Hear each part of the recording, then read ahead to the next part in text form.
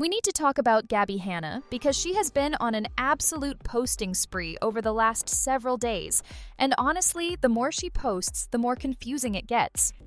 She launched a new podcast. She's calling out Trisha Paytas. She's talking about Jessie Smiles again. She posted an apology and then deleted it. And through all of it, she keeps contradicting herself from one video to the next. It is a lot. So let's just go through the whole thing from the beginning and try to make sense of what is actually happening here. A few days ago, Gabbie kicked off her new podcast with an episode titled, "Why Trisha Paytas Tried to Ruin My Life." That is the actual title, episode 1 of her podcast. And in it, she went deep into her history with Trisha, claiming that Trisha and others psychologically abused her and that she is still suffering from the effects to this very day. She said she wants an apology. Here's what she said in the episode. "I really wish Trisha would apologize to me and clear up that all of that was a lie. That's my call to action. Trisha, you were dead wrong for that. You ruined my life for a long time over legitimate, outrageous, persistent, malicious lies to the point where it's still impacting me to this day. To this day, in a crazy degree." Now, her husband was co-hosting with her, and he, along with a lot of people in the comments, reminded Gabbie that Trisha has actually been really nice to her over the last couple of years. Trisha has wished her well publicly. She's left positive comments on Gabbie's TikToks. Most people thought they had moved on from all of this, and Gabbie's husband even says this on the podcast. He asks her, "When's the last time you can verifiably say that Trisha said anything negative against you?" And Gabbie admits, "I wouldn't say anytime soon. I do want to give her that credit. There have been some recent comments actually on my own TikTok that have been positive." So they acknowledge that Trisha has changed, that she's grown, that she has a family now, and seems like a much more mature person. Gabbie even says, "We believe that Trisha has grown as a person into a much more mature version of who she was then." And her husband suggests putting that acknowledgement at the beginning of the video, which would have made sense, but Gabbie kept it toward the end. And that choice becomes important, because right after posting this podcast episode, Gabbie started getting active in the comments, and the things she was saying did not match the gracious tone from the end of the podcast. So Trisha posted a video this week, and she did not acknowledge Gabbie at all. Her video was titled, "Trisha Addresses the Controversy and Joey and Daniel's Relationship Drama," and in the caption she said it was time to address her viral scandal of the week, Tamalegate. Which, if you missed it, Trisha ate a tamale with the corn husk still on it, and the internet lost their minds. That was the scandal she was addressing, not Gabbie. And people were actually relieved that Trisha wasn't giving Gabbie what she wanted, which was a public response. Because here's what Gabbie was doing in the comments after her podcast dropped. She was liking negative comments about Trisha, but she was also liking negative comments about Jessie Smiles, which really set people off. Because Gabbie has apologized to Jessie multiple times over the years, and now she was liking comments dragging her, which made those apologies look completely insincere. Someone commented under her podcast and asked, "Wasn't that what you did to Jessie?" And another person replied defending Gabbie, saying Jessie dragged her into the center of her own trauma. And Gabbie liked that comment and added, "Like a genuine narcissist." On TikTok, somebody asked, "Why not address the Jessie Smiles situation?" And Gabbie said, "Baby, I will. Do not worry, Lowell." And people were immediately like, "Can she just leave Jessie alone?" Another person asked, "Why would Jessie Smiles apologize to you?" And Gabbie responded, "Why would I apologize to her? I did so many times to appease her about things I didn't even do. But really, what do I owe her an apology for? What did I do again?" And that phrase, "to appease her," that is what got people. Because it sounded like she was admitting that all her previous apologies were not sincere. She was just saying sorry to make Jessie stop talking about it. And now she's saying she didn't actually do anything wrong, so what was she even apologizing for? People in the comments clocked that immediately. Then someone brought up the fact that a lot of people's perception of Gabbie comes from a specific time in 2021 when she posted what looked like over 100 TikToks in a single day, and she let a stranger from the internet into her home, and people were genuinely worried about her mental state. And Gabbie replied to that comment with this, To be fair, Kimmy, that was 2 years after Trisha started calling me psychotic and delusional because she was mad about her herpes being out there, even though she talked about it online. Trisha started harassing me in 2019. You're referring to 2021 onward. And, okay, I'll say this. If Gabbie wants to believe that Trisha is the reason people started thinking she was in crisis, fine. But the problem is that what happened in 2021 kept that narrative going. If she had never posted 100 videos in one day, if she had never let a stranger into her home on camera, people probably would have forgotten about the Trisha drama. But she has this pattern of posting in really intense bursts, and every time she does, people get concerned, and it reinforces the reputation. That is not Trisha's fault at this point. That is a pattern Gabbie is continuing on her own. Another person commented, "If you watch Trisha's podcast, she has talked about this and speaks very highly of you. Why not reach out for a conversation if it is still affecting you? Peace and love?" And Gabbie said, "I already tried that once when I welcomed her into my home and onto my platform. At some point, you have to set boundaries. She's let it be known to me that she's not a safe person. I need to tell my story as a victim of psychological abuse." Now, someone on her Patreon, and this is public, not behind a paywall, so I'm not sharing anything that's locked, someone wrote a really long, thoughtful comment. They asked why she didn't reach out to Trisha and Jesse privately all these years later, maybe send them a letter, vent her feelings, and ask if they'd be willing to have a private conversation. The person said that in their own experience, sitting down with someone, acknowledging your own faults, and just talking through the emotions often leads the other person to admit their faults too. And they suggested that if Gabbie's purpose is sharing how she found God, it would be more inspirational to show how she resolved old conflicts through her faith. Gabbie's response to that was long, but here's the key part. It's actually not about an apology.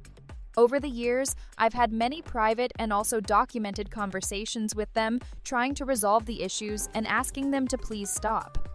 100 out of 100 times, it only has made it worse. The issue is their entire goal was to hurt me and profit off of it. So they're not going to apologize or change to correct what they've done. They'd have to admit everything they did was a lie, and they won't. So it's not even about an apology. It's actually just about me loving myself enough to put the truth out and defend myself when no one else would. And then she said this. "My husband and I have dreams and plans. I can't walk forward knowing these evil people are lying in wait. When he's running for president in a decade or so, I'm not going to allow his wife is an apologist to be a sticking point." So, her husband wants to run for president. That is now part of the narrative. And Gabbie is saying she needs to clear her name publicly because she doesn't want her past drama to hurt his future political career, which is a choice. She goes on to say that Jesse literally only wanted to stop her from being successful, that the whole premise was Gabbie Hanna needs to be stopped, and that Jesse would say, "Gabbie Hanna will never stop." And Gabbie says, "She's right. I'm not going to stop because this is my story." But here's where it gets really confusing. Every video Gabbie posts seems to contradict the last one. In the podcast, she calls Trisha out for gaslighting. But toward the end, even though she says she wanted to put this at the beginning and didn't, she acknowledges that Trisha has changed. Then in the comments, she's saying negative things about Trisha as if she's currently harming her. Then she posts a TikTok saying she hasn't seen anything Trisha has said because it's too triggering. Here's what she said. "I've heard that since posting these last few TikToks, you've had some nice things to say about me. I haven't heard them. I haven't heard anything you've said for a very long time because the mere image of your face, hearing your voice, triggers me because you are a narcissistic psychological abuser, and I have to address that publicly so that I can move on with my life." And the way she starts this video is so strange. She says, "Trisha, don't freak out. Don't make a video about me." But then she goes on to accuse Trisha of ruining her life and currently ruining her life. It feels like she's trying to trigger a response while claiming she doesn't want one. She says, "This video is for Trisha Paytas. Trisha, please do not freak out, okay? Please just hear me." And then she talks about how she tried to handle this behind the scenes by having Trisha on her podcast, but she's still suffering the consequences every day. She says, Trisha Paytas started a crazy, wild smear campaign against me, saying that I was a delusional stalker, that I can't be trusted, that she's afraid for her life, that I'm showing up to her house. She literally conditioned this whole audience that I was just some type of psychotic person, and that was my whole identity. Trisha did not make a video, she did not respond. But Gabbie has been getting a ton of comments. "Oh, here we go again. Nurse, she's out," things like that. And those comments are not because of Trisha. Trisha hasn't talked about her negatively in years. Those comments are coming because of Gabbie's own pattern of behavior, and I don't know how she can't see that.